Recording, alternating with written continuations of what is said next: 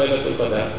Kalau antara, walaupun hadis itu sebenarnya taklah berapa kuat dari sudut riwayatnya, antara tandanya itulah kita melihat matahari dia jadi macam malak, padahal matahari tidak malak. Matahari dia tidak malak. Kalau matahari dia malak, beku kita.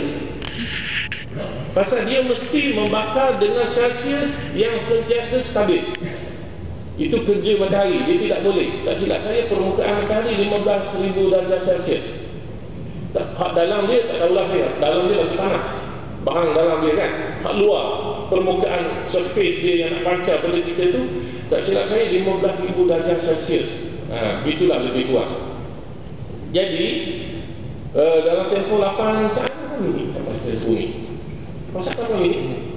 8 minit? 8 minit. Bila matahari dia dia tidak kurang, dia tidak kurang kepanasan dia. Apa cerita dia sebenarnya? Sebab matahari kita sebab matahari tak lain. Malaikat, terima kasih. Ini orang dengar nanti jumpa saya tulis pusing. Gurau nanti kalau anda bagi kena bui sungguh ada pusing. Jadi cerita malaikat sebaik malaikat kan turun malam.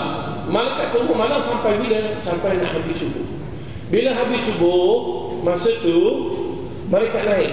Bila malaikat naik itu ada yang awal, yang lambat, disebabkan terlalu ramai malaikat dan masing-masing menerbangkan sayap. Masing-masing malaikat dia tidak sabar untuk menerbangkan sayap. Pasal bila menerbangkan sayap mereka itu, selain dari terbang mereka nak naik balik ke langit, sebenarnya terbang sayap itu adalah sebagai sokongan moral kepada kita orang yang berpuasa dan menghidupkan malam Lailatul Qadar semalam.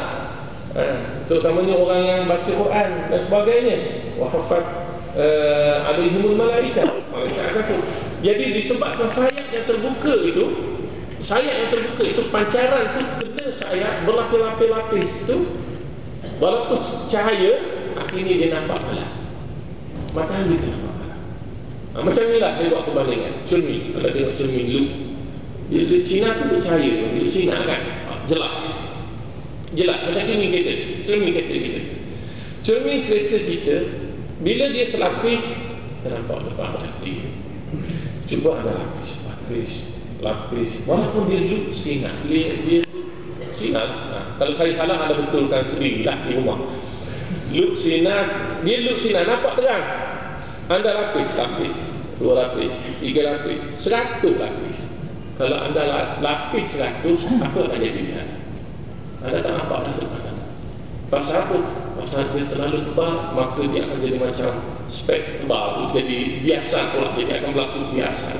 Begitulah sayap malaikat. Walaupun logiknya cahaya memancar cahaya, melalui cahaya silang saya takkan dia aksiden tu, terhalang, dia telus. Tapi bila berlaku kazafatul ajnah, terlalu tebal, bukan bilion, bukan trilion, kita tak boleh nak bilang. Kita tak boleh nak bilang sampai ramai mana malaikat. Maka pada waktu itu cahaya pun nampak macam orang. Dan semalam dari Tuhan rugi orang yang tidak benar. Gerbu dapat gerbu. Alhamdulillah. Allah tak suruh kita cek besok, Allah suruh kita cari mana ni.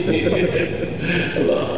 Tuan-tuan sedang dirahmati Allah, kita semua berada di hujung mini forum ataupun talk show sebenarnya hari Jumaat.